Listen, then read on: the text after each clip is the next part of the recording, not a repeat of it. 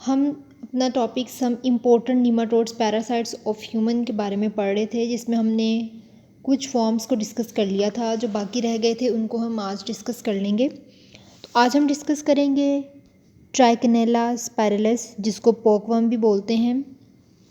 Adult Trichinella live in the mucosa of the small intestine of humans and other omnivores like pigs. अब ये जो ट्राइकेनीला है, adult ट्राइकेनीला, ये कहाँ पे रहता है? ये म्यूकोजा, ह्यूमन के mucosa of the small intestine, यानी कि स्मॉल इंटेस्टाइन के म्यूकोजा में रहता है। ह्यूमन के अलावा ये ओमनीवोर्स में भी रहते हैं, ठीक है, जैसे कि पिग्स। उसके बाद अडल्ट फीमेल्स की बात करते हैं, तो जो इसकी अडल्ट फीमेल्स हैं वो लार्वा प्रोड्यूस करती हैं इसके इंटेस्टाइन में। फिर जब वो लार्वा प्रोड्यूस करती हैं तो वो एंटर हो जाता है सर्कुलेटरी सिस्टम में, और फिर वहाँ से वो जाता है स्केलेटल मसल में। फिर यंग लार्वा जो है वो सिस्ट बना देता है स्केलेटल मसल में, और वो सिस्ट बहुत देर तक रहती है, इन्फेक्टिव सिस्ट होती है, और वो उस मसल में कई सालों तक रहती है। और फिर वहाँ पे ये एक डिजीज़ काज करती है जिसे बोलते हैं ट्राइकोनोसिस। ये आपसे एमसीक्यूज और शॉर्ट क्वेश्चन में पूछा जा सकता है, इम्पोर्टेंट, ठीक है। ट्राइकोनोसिस डिजीज़ काज कर रही है। उसके बाद एक और होस्ट, अब इसको एक और होस्ट की ज़रूरत होती है, ठीक है। Another host ingest infective meat. अब क्या होता है कि ह्यूमन जो है वो इन्फेक्ट होता है कि वो कोई improperly cooked pork, flash of pig या कुछ ऐसा खा लेता है, जिसकी वजह से उस वो जो जैसे कोई को या कोई पिग उसने लिया है, उसमें वो कोई वॉर्म था और वो ह्यूमन ने उसको खा लिया। अब वो ह्यूमन के अंदर आ गया और उसको अब एक और होस्ट मिल जाएगा, क्योंकि इसको अब एक और होस्ट की ज़रूरत होती है। थोड़ा सा डिफरेंट है बाकियों से, तो अब इसको एक और होस्ट की ज़रूरत होगी। फिर उसके बाद जैसे ही वो खा लेता है, after injection the larva form cyst in the stomach. फिर जैसे ही उसने खाया तो इंजेक्शन हुई। इंजेक्शन के बाद वो जो लार्वा है वो क्या करेगा? It form cyst in the stomach, वो सिस्ट बना देगा उसके स्टमक में, और फिर वो चली जाएगी उसके स्मॉल इंटेस्टाइन में, और वहाँ पे वो 4 टाइम्स मोल्ड करेगी इंटेस्टाइन में, और उसके बाद वो बना देगी अडल्ट। अब हम इसका लाइफ साइकिल देख लेते हैं। अब यहाँ पे ये देखें, यहाँ पे कि अडल्ट जो है वो कहाँ पे होते हैं? Adult in the small intestine, ठीक है। ये इसका है, अडल्ट कहाँ पे हैं? Adult live in the small intestine, ठीक है। अब यहाँ पे क्या है कि जब वो अडल्ट हैं, वो स्मॉल इंटेस्टाइन में रहते हैं, तो वो आगे फीमेल जो है वो क्या कर रही है? वो उस लार्वा बना रही है, और वो आगे उसको भेज देती है उसके सर्कुलेटरी सिस्टम में, ठीक है। वहाँ से वो आगे जब सर्कुलेटरी सिस्टम में जाता है तो उसके बाद वो आगे उसको भेज देती है उसके स्केलेटल मसल में। वो आगे चला जाता है उसके स्केलेटल मसल में, वहाँ पे वो सिस्ट बन जाती है, और वहाँ पे फिर वो बहुत सालों तक रहता है, और वहाँ पे एक डिजीज़ काज करता है, ट्राइकोनोसिस, ठीक है। और यहाँ पे अब ये हम कह रहे हैं एक इन्फेक्टिव स्टेज है, ठीक है। इसके बाद कोई ह्यूमन है, वो कोई मीट खा लेता है।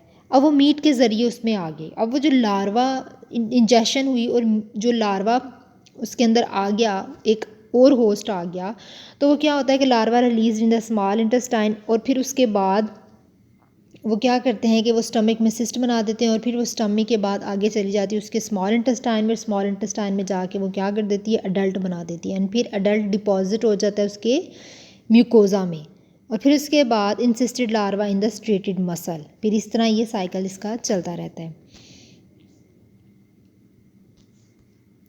अब नेक्स्ट हम बात करेंगे वुचरेरिया स्पीशीज़ की, जिसको फिलेरियल वॉर्म्स भी बोलते हैं। ये थ्रेड लाइक होते हैं। Over 250 million human are infected with filarial worms in tropical countries, यानी कि जो गर्म इलाके होते हैं उसमें तकरीबन 250 मिलियन ह्यूमन्स इस वॉर्म से इन्फेक्ट होते हैं। अब इसमें 2 स्पीशीज़ हैं ह्यूमन फिलियर वॉर्म की, जो है कि हमारे पास बैंक्रोफ्टी और मेलियाई, ठीक है। ये क्या है कि these are elongate thread like nematodes, ये थ्रेड की तरह की हैं, और ये कहाँ पे रहती हैं? ये लिम्फेटिक सिस्टम में रहती हैं, और लिम्फेटिक सिस्टम में रहने की वजह से ये उसकी लिम्फ वेसल को ब्लॉक कर देती हैं ह्यूमन के।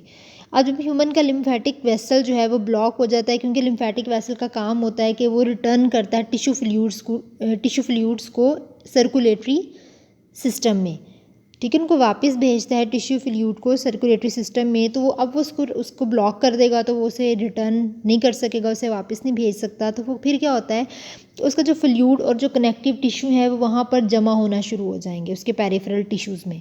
अब उसके जमा होने की वजह से वो एक क्या होता है कि उसका जो अपेंडेज है वो इनलार्ज होना शुरू हो जाएगा, ठीक है, बहुत बड़ा हो जाएगा, उसकी साइज़ बहुत इंक्रीज़ हो जाएगा और इस कंडीशन को बोलते हैं एलिफेंटियासिस। या आपसे पेपर में पूछा जा सकता है एलिफेंटियासिस क्या होता है। ठीक है, क्योंकि ये जो हमारे पास है फ्रीरियल वॉर्म्स, ये क्या करते हैं, ये लिम्फेटिक वेसल में रहते हैं, लिम्फेटिक वेसल में इसको ब्लॉक कर देते हैं और फिर वहाँ पे वो जमा होना शुरू हो जाता है, जिसकी वजह से अपेंडिजेस का साइज़ बहुत इंक्रीज़ हो जाता है और फिर उस एक डिज़ीज़ काज होती है और उस कंडीशन को हम बोल रहे हैं एलिफेंटियासिस।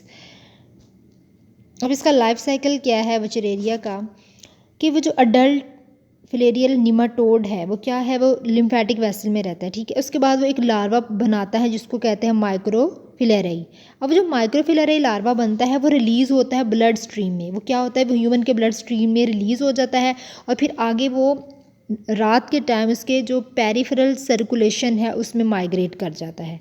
ठीक है, अब जब वो माइग्रेट कर जाता है तो क्या होता है कि कोई मॉस्किटो है वो ह्यूमन को काटता है, तो वो क्या करता है एंड इंजेस्ट द माइक्रोफिलेराई। उसने क्या किया, a mosquito feed on a human and ingest the microfilariae. Human को फीड किया मॉस्किटो ने और वो उसमें चला गया माइक्रोफिलेराई। फिर वो जो माइक्रोफिलेराई है वो माइग्रेट कर जाता है मॉस्किटो के थोरेसिक मसल्स के अंदर। फिर वहाँ पे ये क्या करता है, 2 दफ़ा मोल्टिंग का काम करता है और इन्फेक्टिव हो जाता है।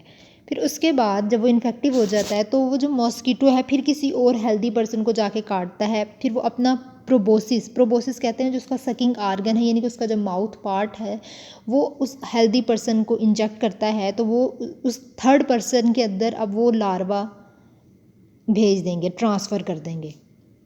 फिर वो जो थर्ड लार्वा है, थर्ड स्टेज लार्वा, वो उस हेल्दी ह्यूमन के अंदर चली गई और फिर वो लार्वा एंटर होता है उसके लिम्फेटिक वेसल के अंदर। फिर वहाँ पे 2 टाइम्स मोल्टिंग होती है और वो क्या कर जाता है, वो अडल्ट बना देता है। तो यहाँ पे ये देखते हैं कि यहाँ पे जो है लाइफ साइकिल ऑफ वुचरेरिया, ये एलिफेंटियास काज्ड बाय वुचरेरिया यहाँ पे ये दिखाई हुई है पिक्चर। अब यहाँ पे हमारे पास ये है कि ये लिम्फेटिक सिस्टम में रहता है। यहाँ से हम देख लेते हैं ह्यूमन के अंदर कि ये क्या होता है कि ह्यूमन के अंदर रहता है, तो वो लिम्फेटिक सिस्टम के बाद आगे वो एक लार्वा बनाता है माइक्रोफिलेराई इन लंग्स, लार्वा बना। अब लार्वा जो है वो क्या है कि जैसे ही इसके अंदर कोई फिलेरियल वॉर्म एंटर होता है, क्या किया उसने, माइक्रोफिलेराई जो है वो बना दिया लार्वा। माइक्रोफिलेराई नाइट के टाइम जो है वो क्या करता है, रात को उसके पेरिफेरल सर्कुलेशन में चला जाता है। पेरिफेरल सर्कुलेशन में जब वो चला जाता है, कोई मॉस्किटो है वो उसको आकर फीड करता है ह्यूमन को। जब मॉस्किटो आके उसको फीड करता है तो वो क्या होता है कि वो मॉस्किटो के जो थोरेसिक मसल्स उसमें चला जाता है। फिर वहाँ पे फर्स्ट और सेकंड स्टेज लार्वा की कंप्लीट होती है, यानी कि 2 टाइम मोल्टिंग हो गई। अब फिर क्या होता है कि वो आगे किसी हेल्दी ह्यूमन को दोबारा से जाके काटता है, तो अपना जो हेड है और जो अपना discharge into head and proboscis क्या करता है, अपना जो प्रोबोसिस है जब उसमें इंजेक्ट करता है तो वहाँ पे उसको डिस्चार्ज कर देता है थर्ड स्टेज लार्वा को, और फिर वो उस ह्यूमन के अंदर वो चली जाती है और फिर वो ह्यूमन जो है वो भी इन्फेक्ट होता है। ह्यूमन के ब्लड में चला गया वो लार्वा, वहाँ पे जाके फर्दर वो अपनी 2 मोल्ड्स कंप्लीट करेगा, वो थर्ड स्टेज लार्वा, और वो कन्वर्ट हो जाएगा अडल्ट में। अभी हमारे पास third stage larva infective stage है, फिर दोबारा से ये प्रोसेस चलता रहेगा।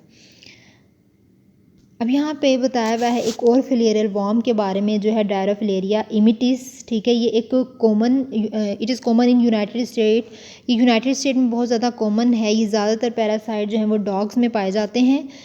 The adult forms live in the heart and large arteries of the lungs. अब ये जो अडल्ट फॉर्म है ये हम डॉग्स की बात करें कि ये जो है उनके हार्ट और लार्ज आर्टरीज जो हैं लार्ज आर्टरीज जो हैं लंग्स की, उनमें ये होते हैं। इसकी वजह से जो डिज़ीज़ काज होती है वो होती है हार्ट वॉर्म डिज़ीज़।